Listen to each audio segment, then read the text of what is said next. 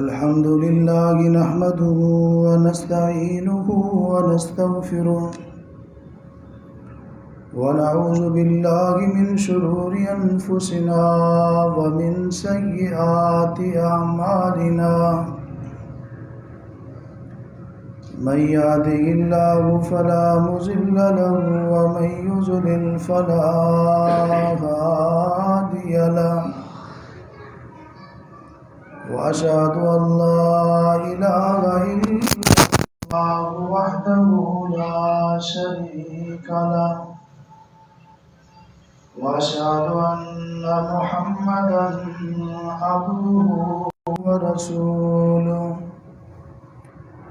أما بعد فإن خير الحديث كتاب الله وخير الهدي هدي محمد صلى الله عليه وسلم وشر الأمور محدثاتها وكل محدثة بدعة كل بدعة ضلالة وكل ضلالة في النار.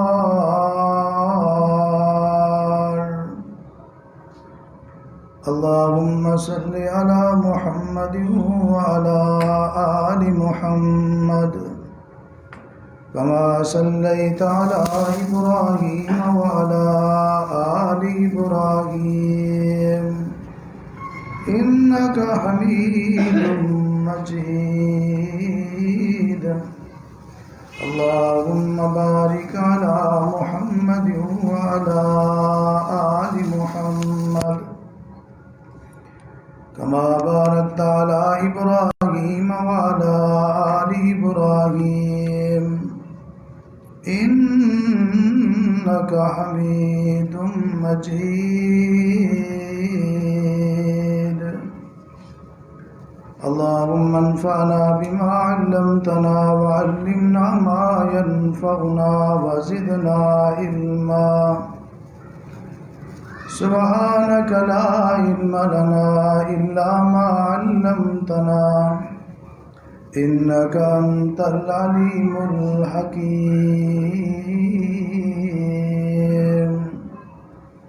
أعوذ بالله السميع العليم من الشيطان الرجيم.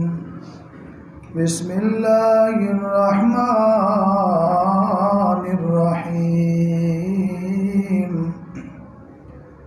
أنزل الله عليك الكتاب والحكمة وقال الله تبارك وتعالى في مقام آخر ما آتاكم الرسول فخذوه وما نهاكم عنه فانتهوا واتقوا الله إن الله شديد العقاب.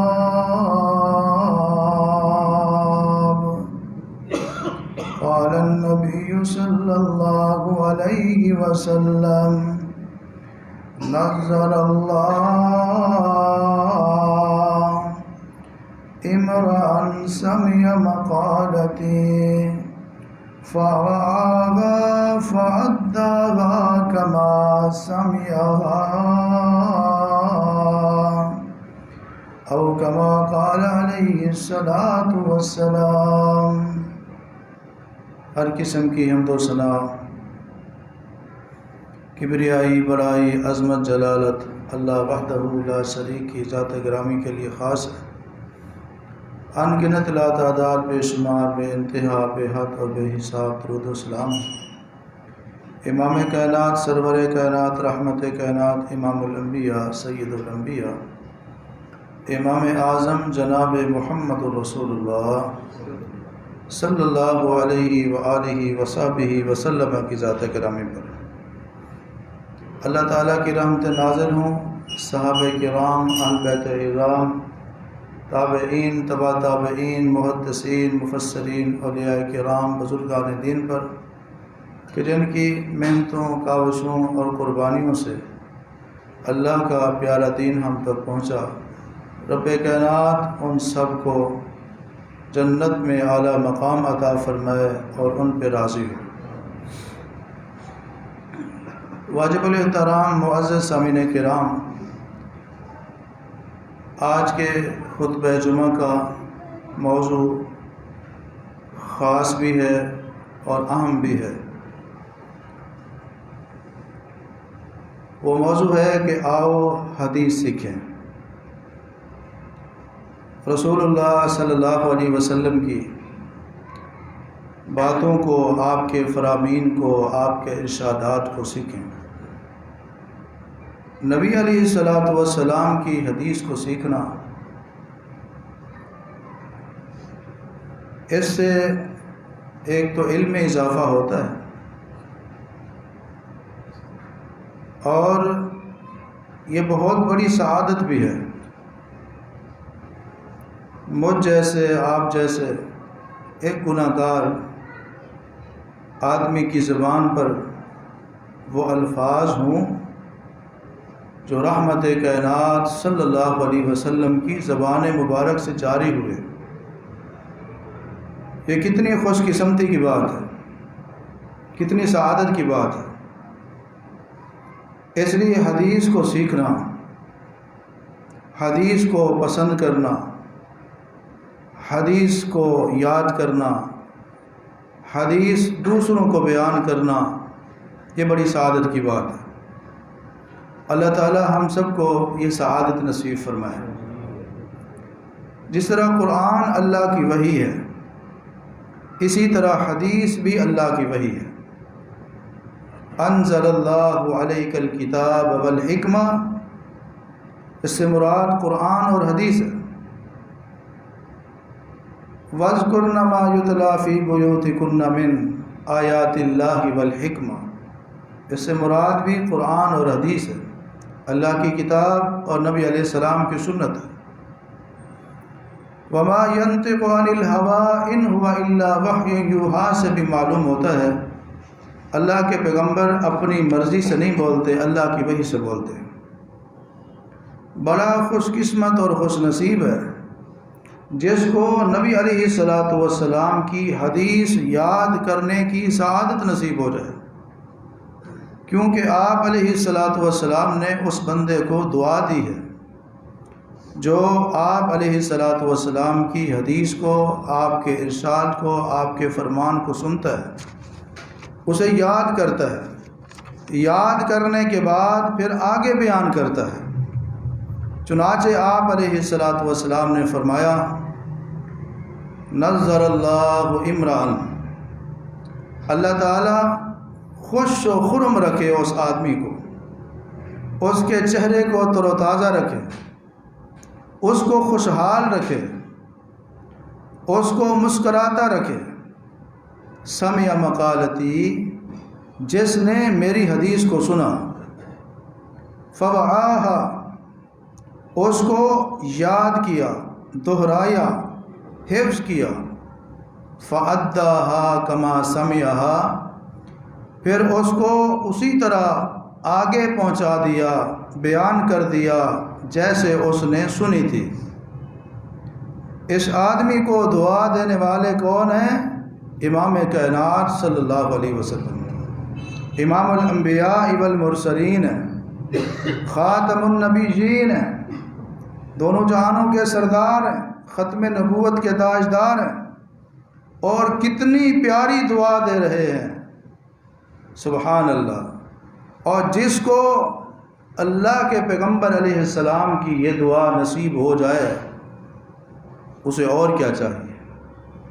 جس کا چہرہ تر و تازہ ہو، جس کے چہرے پہ ہر وقت مسکراہٹ ہو، جس کے چہرے پہ رونق ہو، جس کی زندگی میں خوشحالی اور بہار ہو، اسے اور کیا چاہیے؟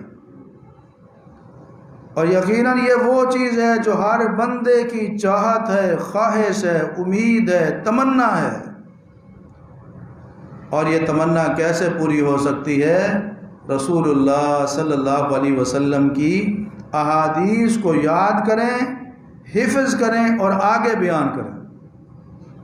حدیث دو طرح کی ہیں، ایک بڑی حدیثیں ہیں، طویل حدیثیں ہیں، لمبی حدیثیں ہیں، جس میں کئی ساری چیزوں کا بیان ہوتا ہے، اور کچھ حدیثیں ہیں جو مختصر ہیں، کیونکہ رسول اللہ صلی اللہ علیہ وسلم کو اللہ رب العزت نے جوامع الکلم عطا فرمائے تھے۔ آپ کی گفتگو مختصر ہوتی تھی، اس میں کلمات بڑے جامع ہوتے تھے، جو آپ الفاظ استعمال کیا کرتے تھے ان میں معانی ہی معانی ہوتے تھے، تفصیل ہی تفصیل ہوتی تھی، بڑے گہرائی والے الفاظ ہوتے تھے، جامع الفاظ، جس طرح دریا کو کوزے میں بند کر دیا جاتا ہے، اس طرح آپ علیہ الصلاۃ والسلام ایک لمبی چوڑی گفتگو کو مختصر الفاظ میں، جامع الفاظ میں بیان فرما دیا کرتے تھے۔ بعض اوقات تو ایسی بات ہوتی تھی جس میں دین کا سارا خلاصہ آ جاتا تھا، تو وہ چھوٹی چھوٹی حدیثیں خود بھی یاد کریں اور اپنے بچوں کو بھی یاد کروائیں، خود بھی سعادت مند بنیں اور اپنے بچوں کو بھی سعادت مند بنائیں۔ اور ہاں، ایک بات جس کا تعلق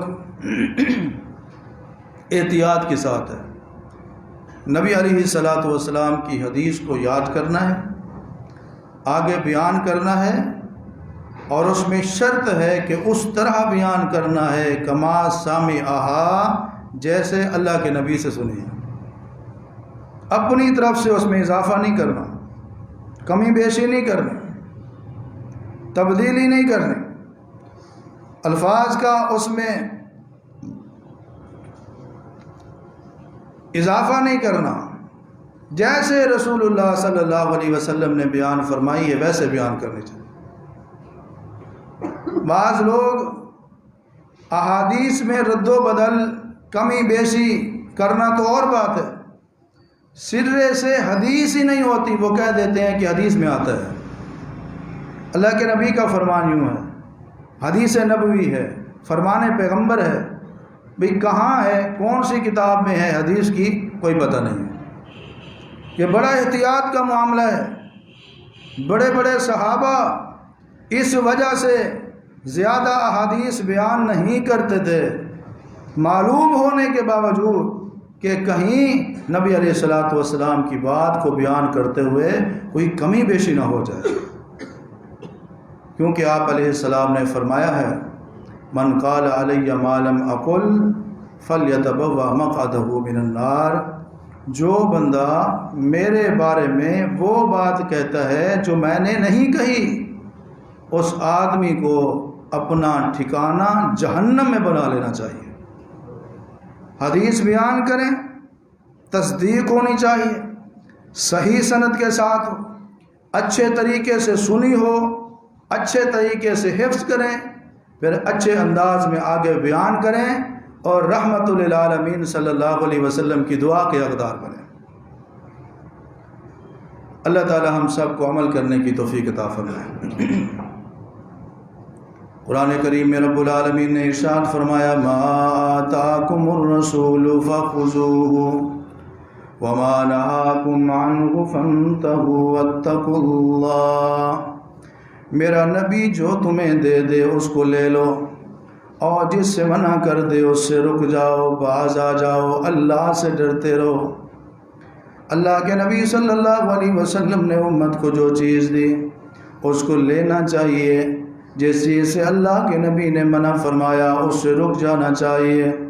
پہلی حدیث کہ آپ علیہ الصلوۃ والسلام نے فرمایا، نظر اللہ امرأ سمع مقالتی فوعاها فأداها کما سمعها، جس کا معنی یہ ہے کہ آپ علیہ الصلوۃ والسلام نے فرمایا، اللہ تبارک و تعالیٰ تر و تازہ رکھے، خوش رکھے، خرم رکھے، خوشحال رکھے، چمکتا رکھے، روشن رکھے، سرسبز و شاداب رکھے اس بندے کے چہرے کو، اس بندے کو جس نے میری حدیث سنی، اس کو اچھے طریقے سے یاد کیا، اور جس طرح اس نے حدیث سنی تھی اس کو آگے بھی بیان کر دیا۔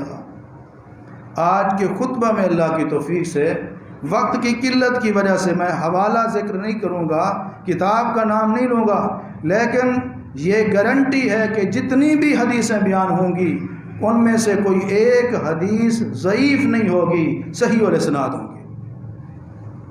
دوسری حدیث آپ علیہ الصلوۃ والسلام نے فرمایا من قال علی ما لم اقل فلیتبوأ مقعدہ من النار، جو بندہ میری طرف وہ بات منسوب کرتا ہے جو میں نے نہیں کہی، اس بندے کو اپنا ٹھکانہ جہنم کی آگ میں بنا لینا چاہیے۔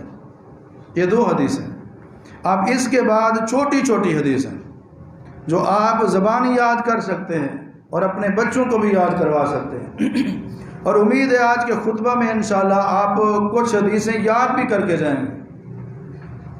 ان چھوٹی حدیثوں میں ایک حدیث ہے کہ آپ علیہ الصلوۃ والسلام کے پاس ایک صحابی آئے، کہنے لگے یا رسول اللہ صلی اللہ علیہ وسلم مجھے کوئی وصیت فرمائیے، اور حدیث کے الفاظ کیا ہے؟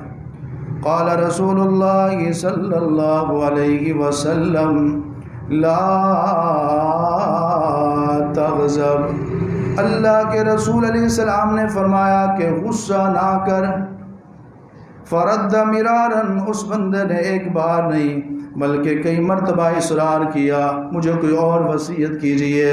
اس کے ہر بار اصرار پر اللہ کے نبی صلی اللہ علیہ وسلم یہی ارشاد فرماتے لا تغضب، غصہ نہ کر،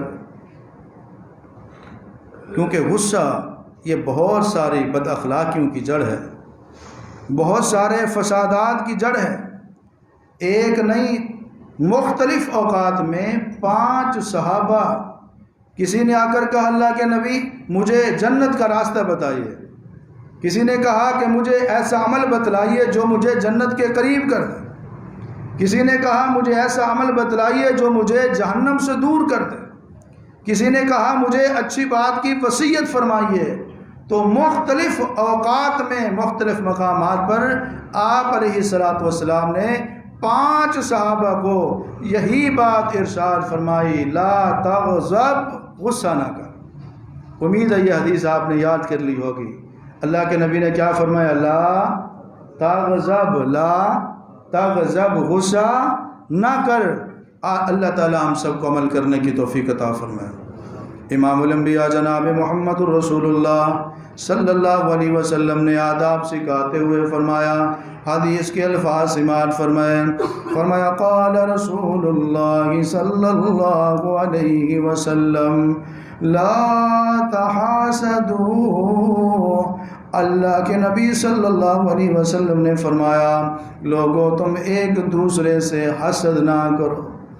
حسد وہ بندہ کرتا ہے جس کو اللہ کی تقسیم کے اوپر اعتبار نہیں ہے، جو رب کی تقسیم کے اوپر راضی نہیں ہے۔ حسد نہ کرو بلکہ اللہ سے دعا کرو، یا اللہ جس طرح تو نے میرے بھائی کو نعمتیں عطا فرمائی ہیں، پروردگار مجھے بھی اپنی رحمت کے خزانوں سے، فضل کے خزانوں سے رحمت فرما، برکت فرما، مجھے بھی یہ نعمتیں عطا فرما۔ حسد نہ کیجئے بلکہ اللہ سے دعا کیجئے۔ حدیث کے الفاظ کیا ہیں؟ قال رسول اللہ صلی اللہ علیہ وسلم لا تحاسدوا، لا تحاسدوا، لا تحاسدوا، آپ نے فرمایا ایک دوسرے سے حسد نہ کرو۔ ایک اور حدیث سنیے اسلامی بھائی چارے کے بارے میں، نبی پاک صلی اللہ علیہ وسلم کا فرمان ہے قال رسول اللہ صلی اللہ علیہ وسلم المسلم اخو المسلم، المسلم اخو المسلم، آپ علیہ السلام نے فرمایا کہ مسلمان کا بھائی ہے۔ زبان میں فرق ہو، رنگ میں فرق ہو، نسل میں فرق ہو، خاندان میں فرق ہو، عہدے میں فرق ہو، لیکن اللہ کے نبی فرماتے ہیں المسلم اخو المسلم، مسلمان دوسرے مسلمان کا بھائی ہے۔ یعنی بھائی کا خیر خواہ ہوتا ہے، بھائی کا نقصان نہیں کرتا، بھائی کا برا نہیں چاہتا، نہ اس کے مال پر ڈاکہ ڈالتا ہے، نہ اس کی عزت پہ ڈاکہ ڈالتا ہے۔ المسلم اخو المسلم، مسلمان کا بھائی ہے۔ امید ہے یہ حدیث مبارکہ بھی آپ کو یاد ہو چکی ہوگی۔ المسلم اخو المسلم، تمام بھائیوں سے، بہنوں سے، ماؤں سے گزارش ہے جب رسول اللہ کی حدیث میں پڑھوں آپ بھی ساتھ دہرایا کریں تاکہ حدیث مصطفیٰ یاد ہو جائے اور نبی کائنات صلی اللہ علیہ وسلم کی دعا کے ہم حقدار بن جائے۔ آپ علیہ السلام کا ایک اور فرمان بھی سن لیجئے۔ قال رسول اللہ صلی اللہ علیہ وسلم الصوم جنۃ، الصوم جنۃ، اللہ کے محبوب فرماتے ہیں کہ روزہ ڈھال ہے جہنم سے بچنے کے لیے، گناہوں سے بچنے کے لیے اللہ نے روزے کو رکاوٹ اور ڈھال بنا دیا ہے۔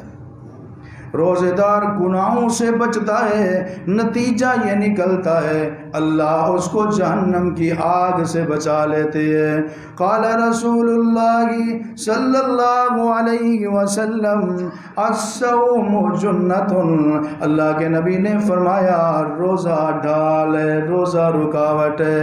دو لفظ ہیں اس حدیث میں، امید ہے اس کو بھی آپ نے یاد کر لیا ہوگا۔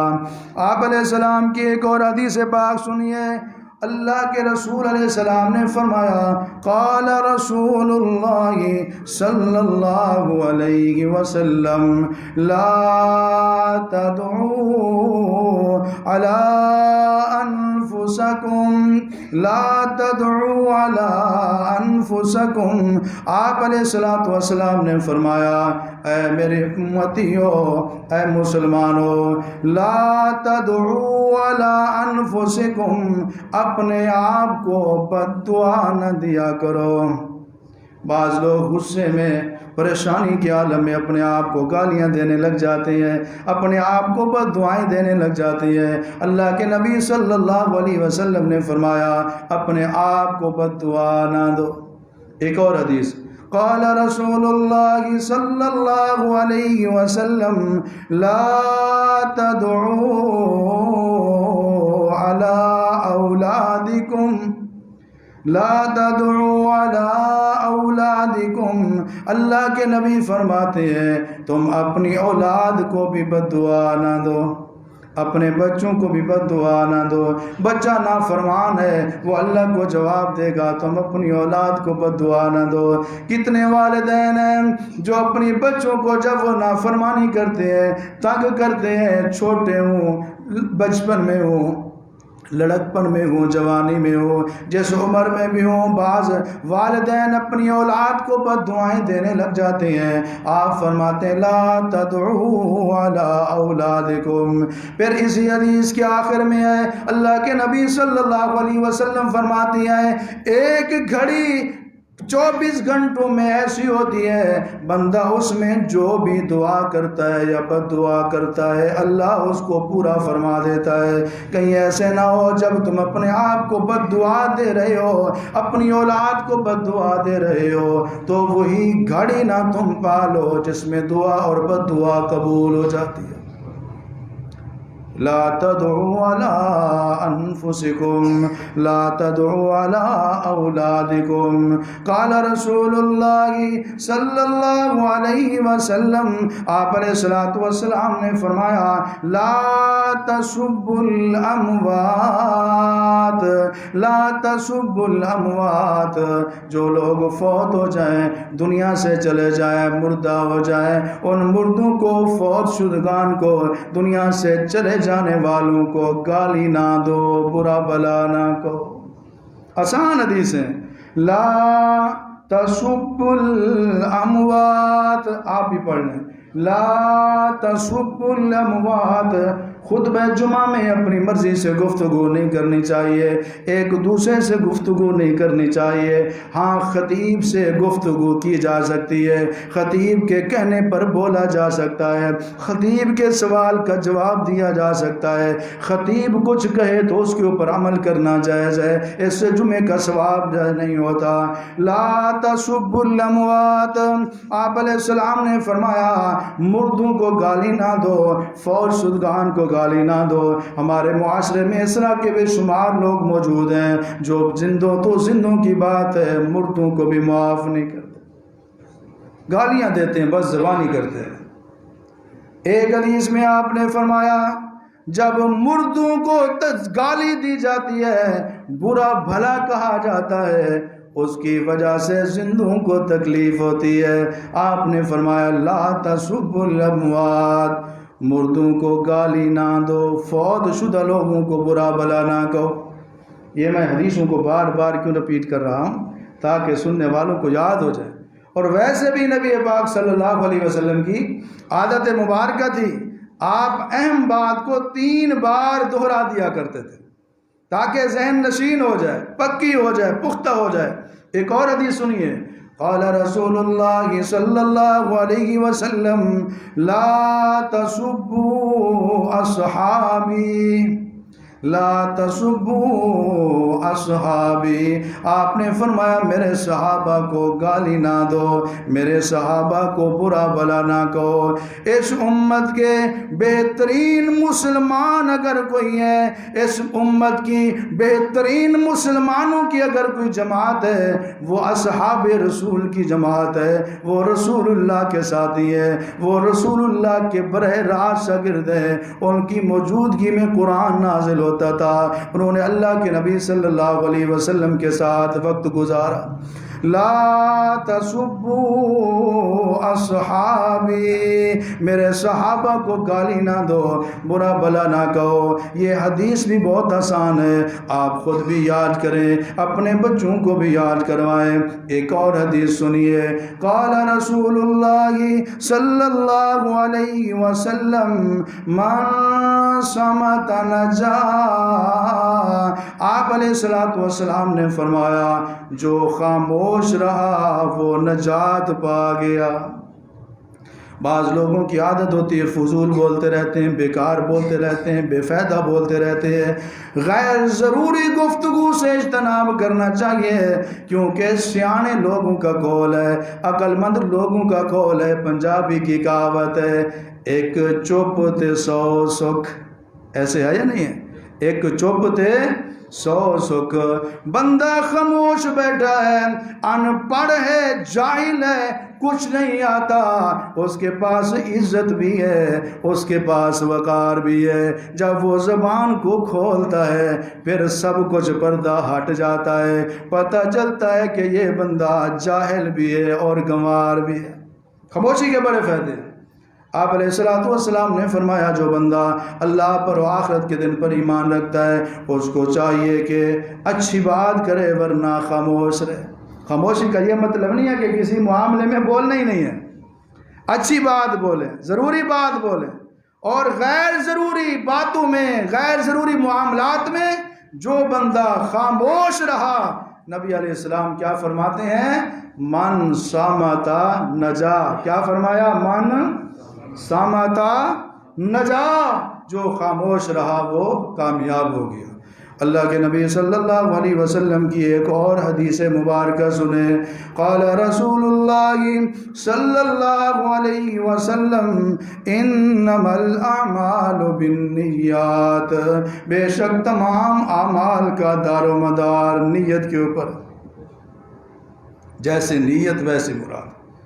جس نیت سے، جس ارادے سے بندہ کوئی بھی نیکی کا کام کرے گا، اسی نیت اور ارادے کے مطابق ہی اس کو جزا ملے گی۔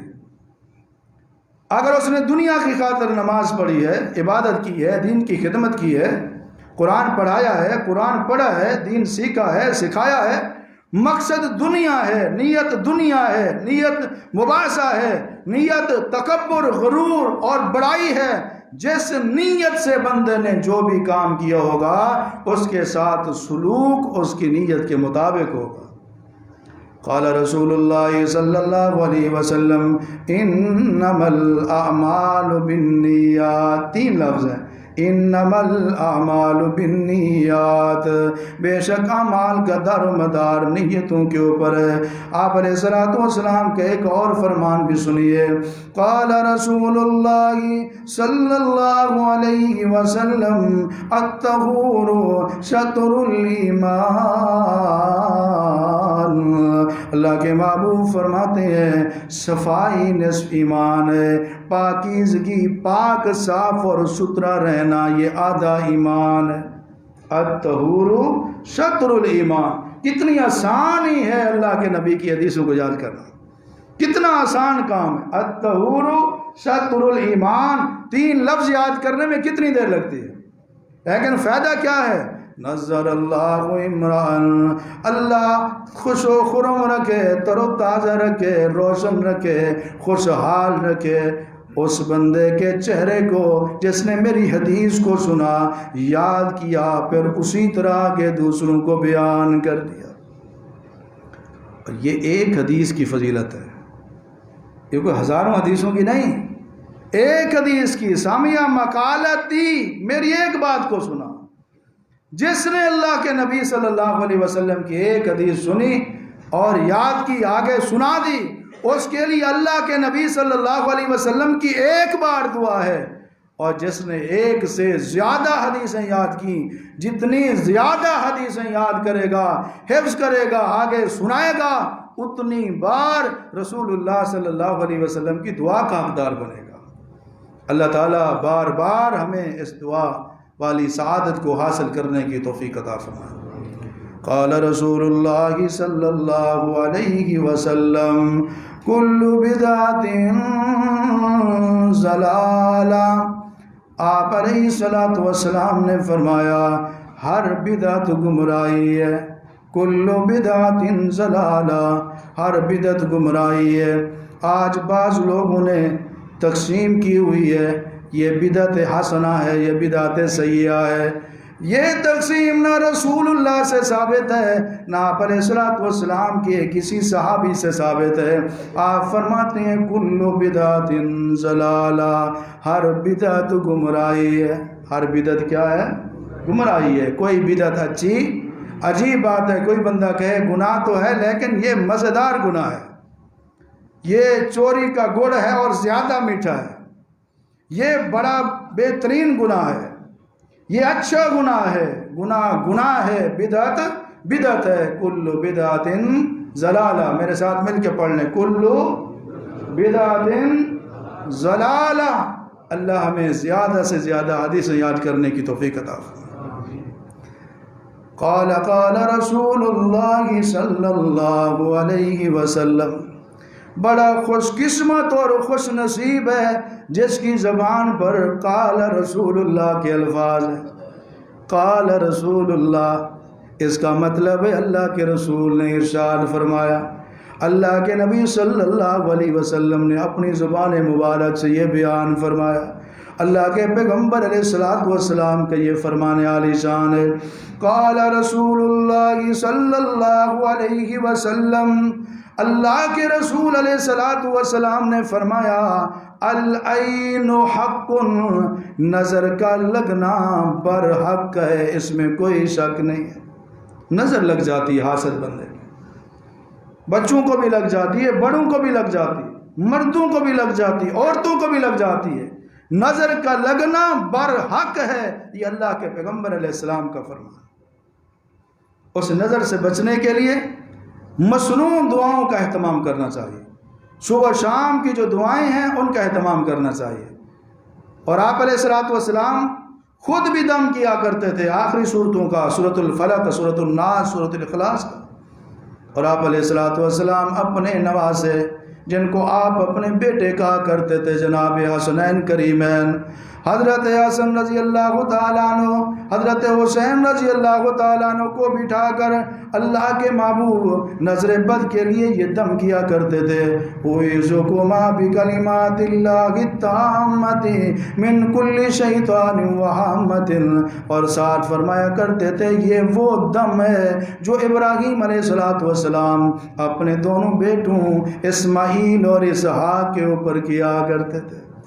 اس دم کو سیکھیں اور خود اپنے بچوں کو یہ دم کریں. یہ ضروری نہیں ہے کہ دم کے لیے آپ کسی عالم کے پاس جائیں، یہ لازمی نہیں ہے دم کرنے کے لیے، کروانے کے لیے آپ کسی قاری صاحب کے پاس جائیں، کسی امام مسجد کے پاس جائیں. ہاں خود بھی دم کرتے ہیں اور پھر بڑے علماء سے، بزرگوں سے، علماء سے، قرائے کرام سے بھی دم کرواتے ہیں، یہ بھی ٹھیک ہے. آپ بالکل دم نہ کرنا اور یہ کہنا کہ دم کرنا تو مولویوں کا کام ہے، یہ درست نہیں. رسول اللہ کے نواسے ہیں، آپ نے اپنے نواسوں کو دم کیا ہے، اور ابراہیم علیہ السلام کے بیٹے تھے، اپنے بیٹوں کو دم کیا۔ معلوم ہوا اپنے بیٹوں کو، نواسوں کو خود دم کرنا رسول اللہ کی سنت ہے۔ قال رسول اللہ صلی اللہ علیہ وسلم عذاب القبر حق، آپ بھی پڑھ لیں، عذاب القبر حق۔ اللہ کے نبی صلی اللہ علیہ وسلم نے فرمایا قبر کی آزمائش اور قبر کا عذاب بھی برحق ہے، اس میں کوئی شک نہیں ہے۔ آج کچھ لوگ کہتے ہیں قبر کون سی ہے، ادھر والی ہے یا آسمان والی ہے؟ یہ وہی قبر ہے جس میں مردے کو ہم دفنا کے آتے ہیں، جس قبر کے اوپر کھڑے ہو کے ہم دعا کرتے ہیں۔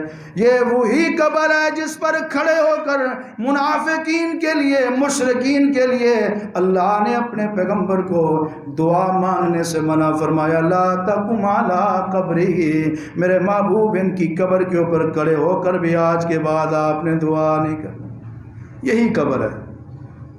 صحیح مسلم کی حدیث ہے، آپ علیہ السلام نے فرمایا کہ مردوں کو جب قبر میں عذاب ہوتا ہے، انسانوں اور جنوں کے علاوہ ہر مخلوق اس عذاب کو، مردے کی چیخ و پکار کو سنتی ہے۔ آپ نے فرمایا میں اللہ سے دعا کرتا اللہ تمہیں بھی مردے کی چیخ و پکار، عذاب قبر کی سختی سناتا، لیکن اس وجہ سے میں دعا نہیں کر رہا، مجھے خطرہ ہے اس کے بعد تم اپنے مردوں کو دفنانا بھی چھوڑ دو۔ قال رسول اللہ صلی اللہ علیہ وسلم عذاب القبر حق، اللہ کے محبوب فرماتے ہیں قبر کا عذاب برحق ہے۔ ایک اور حدیث، قال رسول اللہ صلی اللہ علیہ وسلم انما الاعمال بالخواتیم، فرمایا بے شک تمام اعمال کا دار و مدار خاتمے کے اوپر ہے۔ بندے کا خاتمہ اگر اچھا ہوا، اچھی حالت میں ہوا تو وہ کامیاب ہو جائے گا۔ بندے کا خاتمہ اگر گناہ کی حالت میں، نافرمانی کی حالت میں، شرک کی حالت میں، بدعت کی حالت میں، کبیرہ گناہ کی حالت میں ہوا تو اسی حساب سے اس کے ساتھ سلوک کیا جائے گا۔ انما الاعمال بالخواتیم، بے شک اعمال کا دار و مدار خاتمے کے اوپر ہے۔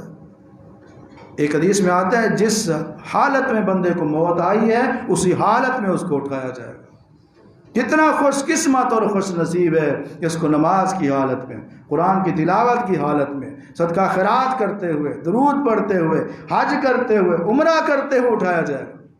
کتنا بدبخت اور بد نصیب ہے جس کو گانے سنتے ہوئے، فلمیں دیکھتے ہوئے، ڈرامے دیکھتے ہوئے، بے حیائی کے پروگرام دیکھتے ہوئے، سوشل میڈیا کا غلط استعمال کرتے ہوئے، گنگناتے ہوئے، گانے گاتے ہوئے، گناہ کرتے ہوئے، بے نماز بن کر یا نماز کو چھوڑے ہوئے، رشوت لیتے دیتے ہوئے، حرام کھاتے ہوئے، ناجائز کاروبار کرتے ہوئے، نافرمانی کے کام کرتے ہوئے جس کو اٹھایا جائے گا اس کی ذلت اور رسوائی کا ہم اندازہ بھی نہیں لگا سکتے۔ اللہ رب العالمین ہمیں دونوں جہانوں میں عزتوں سے نوازے اور دونوں جہانوں میں اللہ ہم سب کو ہر قسم کی رسوائی سے محفوظ رکھے۔ امام الانبیاء جناب محمد رسول اللہ صلی اللہ علیہ وسلم کے ایک اور حدیث بھی سن لیجئے۔ قال رسول اللہ صلی اللہ علیہ وسلم لا يرد الدعاء بین الاذان والاقامہ، اللہ کے رسول علیہ السلام نے فرمایا اذان اور تکبیر کے درمیان جو وقت ہوتا ہے اس دوران میں جو دعا کی جائے وہ اللہ کے ہاں قبول ہوتی ہے، رد نہیں ہوتی۔ بڑا پیارا وقت ہے، بڑا قیمتی وقت ہے جس کو ہم چلتے پھرتے دوسرے کاموں میں گزار دیتے ہیں۔ ابھی تو کافی ٹائم پڑا ہے، ابھی تو 10 منٹ پڑھیں، 15 منٹ پڑھیں، فجر کی نماز آدھے گھنٹے کا فاصلہ ہوتا ہے، آدھے گھنٹے کا وقفہ ہوتا ہے، ابھی تو 25 منٹ پڑھیں، ابھی 15 منٹ پڑھیں۔ جس بندے کی کوئی مجبوری نہیں ہے اس کو چاہیے اذان اور تکبیر کے درمیان جلدی آ کر دعا مانگ کر اپنی پریشانیاں اللہ کے سامنے رکھے اور اپنے مسائل حل کروائے، کیونکہ اللہ کے رسول نے فرمایا اذان اور تکبیر کے درمیان جو دعا مانگی جاتی ہے وہ قبول ہوتی ہے، رد نہیں ہوتی۔ چھوٹی چھوٹی حدیثیں خود یاد کریں، اپنے بچوں کو یاد کروائیں۔ دوسروں کو بتائیں۔ ان میں علم بھی ہے اور سعادت بھی ہے، فائدہ بھی ہے اور سعادت بھی ہے، علم میں اضافہ بھی ہے، دلی سکون بھی ہے اور سعادت بھی ہے کہ اللہ کے پیغمبر کی دعا کے حقدار بن جائیں۔ قال رسول اللہ صلی اللہ علیہ وسلم کلکم راعٍ وکلکم مسئول عن رعیتہ۔ آپ علیہ السلام نے فرمایا تم میں سے ہر بندہ حاکم ہے، حکمران ہے، اور اس سے اس کی رعایا کے بارے میں، اس کے ماتحت افراد کے بارے میں کل قیامت کو حساب لیا جائے گا۔ میرے بھائیو، ہم سب کو غور کرنا چاہیے۔ میں جمعہ کے خطبے کی تیاری کر رہا تھا، مقصد ریاکاری نہیں ہے، فکر دلانا ہے۔ اس حدیث کو میں بار بار پڑھتا رہا، آنکھوں میں آنسو تھے۔ اس حدیث میں مجھے رات 2:45 بجے تک سونے نہیں دیا۔ کیا بنے گا جب ہم سے ہماری بیوی کے بارے میں پوچھا جائے گا، ہمارے بچوں کے بارے میں پوچھا جائے گا، ہمارے شاگردوں کے بارے میں پوچھا جائے گا، ہمارے نوکروں کے بارے میں پوچھا جائے گا۔ وقت کے وزیر اعظم کو کوسنا آسان ہے، وقت کے حکمران کو برا بھلا کہنا آسان ہے، لیکن بھول جاتے ہیں ہم بھی تو اپنے گھر کے حکمران ہیں، ہم بھی تو اپنی فیکٹری کے حکمران ہیں، ہم سے بھی ہمارے ماتحت افراد کے بارے میں پوچھا جائے گا۔ کلکم راعٍ وکلکم مسئول عن رعیتہ۔ تم میں سے ہر بندہ حکمران ہے، یہ نہیں کہا خاص لوگ، ہر بندہ، کلکم، ہر بندہ حکمران ہے، اس کی رعایا ہے، اس کے ماتحت افراد ہیں جن کا خیال کرنا، جن کی کفالت کرنا، جن کی پرورش کرنا، جن کی تربیت کرنا اس بندے کی ذمہ داری ہے۔ اگر اس نے اپنی ذمہ داری صحیح انداز میں ادا نہ کی، قیامت والے دن یہ پھنس جائے گا، یہ پکڑا جائے گا، یہ بہت بڑا مجرم بن جائے گا۔ اگر اس نے حق ادا کر دیا تو پھر کوئی ٹینشن نہیں ہے۔ اس حوالے سے اپنے گریبان میں جھانکیں تو کچھ نظر نہیں آتا، کوئی نجات کا سامان نظر نہیں آتا۔ جب پوچھا جائے گا اپنے بچوں کی اسلامی تربیت کی ہے، بچوں کو کیا کھلایا؟ صرف حلال کھلایا تھا؟ بچوں کو کیا دکھایا؟ بچوں کو کیا سنایا؟ بچوں کو کیا سکھایا؟ اپنی بیوی کو کیا کھلایا، کیا پہنایا، کیا پلایا، کیا دیا؟ اس کی تو نے حقوق ادا کیے، بچوں کے حقوق ادا کیے؟ اپنے گھر والوں، اپنے ماتحت افراد کی اسلامی تربیت کی تو کیا جواب دیں گے؟ آج موقع ہے، اللہ نے زندگی دی ہے، یہ سانس جاری ہے، سانس ہے تو چانس ہے۔ سچے دل سے توبہ کریں اور اپنی ذمہ داریوں کو ادا کرنے کے لیے اپنے اندر احساس پیدا کریں۔ بیوی، بچے، ملازم اور جو ماتحت افراد ہیں ان کے بارے میں ہر بندے سے پوچھا جائے گا۔ یہ مردوں کے لیے اور عورتوں کے لیے۔ آپ علیہ الصلوۃ والسلام نے فرمایا وَالْمَرْأَةُ رَاعِيَةٌ فِي أَهْلِ بَيْتِهَا وَزَوْجِهَا۔ آپ علیہ الصلوۃ والسلام نے فرمایا عورت بھی حکمران ہے، اس سے بھی قیامت والے دن اس کے شوہر کے بارے میں، اس کے شوہر کے گھر کے بارے میں سوال کیا جائے گا، حساب لیا جائے گا۔ میں اپنی ماؤں بہنوں سے گزارش کرتا ہوں، آج وقت ہے، چانس ہے، اگر کہیں کسی معاملے میں شوہر کے حوالے سے کوتاہی ہو رہی ہے، اس کوتاہی کو دور کیجیے۔ اولاد کی تربیت اور پرورش اور حقوق کی ادائیگی کے حوالے سے، اسلامی تربیت کے حوالے سے اگر کوئی کوتاہی ہو رہی ہے، ابھی موقع ہے، اصلاح کر لیجئے، قیامت والے دن بچنے کا کوئی راستہ نہیں ہوگا۔ آخری بات، آخری حدیث، امام الانبیاء جناب محمد رسول اللہ صلی اللہ علیہ وسلم نے فرمایا خیر الناس من ينفع الناس، لوگوں میں بہترین وہ لوگ ہیں جن کی وجہ سے دوسرے لوگوں کو فائدہ پہنچے۔ اپنے آپ کو مفید بنائیں دوسرے مسلمانوں کے لیے، ہماری ذات سے، ہمارے ہاتھ سے، ہماری زبان سے، ہماری صلاحیتوں سے، ہماری قابلیت سے، ہمارے تجربات سے، ہماری مہارت سے دوسروں کو فائدہ پہنچے۔ ہم بہترین لوگ ہیں۔ بخل نہیں کرنا چاہیے، کنجوسی نہیں کرنی چاہیے۔ اللہ کے نبی نے فرمایا اشفعوا تؤجروا، سفارش کرو، پورا پورا اجر لو۔ دوسروں کو جائز طریقے سے ہر ممکن کوشش کرنی چاہیے فائدہ پہنچانے کی. خیر الناس، بہترین لوگ بن جائیں گے. اللہ سے دعا ہے کہ اللہ رب العالمین ہم سب کو زیادہ سے زیادہ اللہ کے نبی صلی اللہ علیہ وسلم کی احادیث مبارکہ یاد کرنے اور ان کو آگے پھیلانے کی، پہنچانے کی توفیق عطا فرمائے. یہ تقریباً 20 یا اس سے تھوڑی زیادہ احادیث مبارکہ جو چھوٹی چھوٹی تھیں آپ کے سامنے میں نے بیان کی ہیں. امید ہے اس میں سے بہت ساری حدیثیں آپ کو یاد بھی ہو چکی ہوں گی. ایک کام کریں، گھر جا کر اگر آپ کے فیملی ممبر میں سے جو ممبر جمعہ کی نماز پر آپ کی بیوی یا بچے نہیں آیا، ان کو جا کے یہ حدیثیں سنائیں جو آپ کو یاد ہے. اور اس خطبے کی ریکارڈنگ واٹس ایپ گروپ میں بھی موجود ہے، آپ وہ واٹس ایپ پہ لے بھی سکتے ہیں، اور فیس بک پر بھی یہ لائیو ویڈیو چل رہی ہے اور اللہ کے بندے اس سے فائدہ اٹھا رہے ہیں. آپ ادھر سے بھی ان دعاؤں کو لکھ سکتے ہیں، یاد کر سکتے ہیں. مقصد یہ ہے کہ میری ذات کی وجہ سے آپ لوگوں کو فائدہ ہو اور ہم بہترین بن جائیں. آپ کی وجہ سے دوسرے لوگوں کو فائدہ ہو، آپ بھی بہترین لوگوں میں شامل ہو جائیں.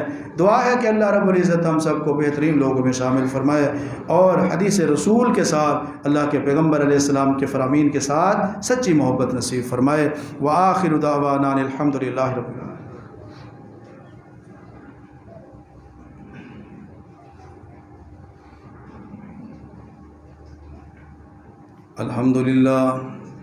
الحمدللہ نحمده ونستعینه ونستغفره ونعوذ باللہ من شرور انفسنا ومن سیئات اعمالنا.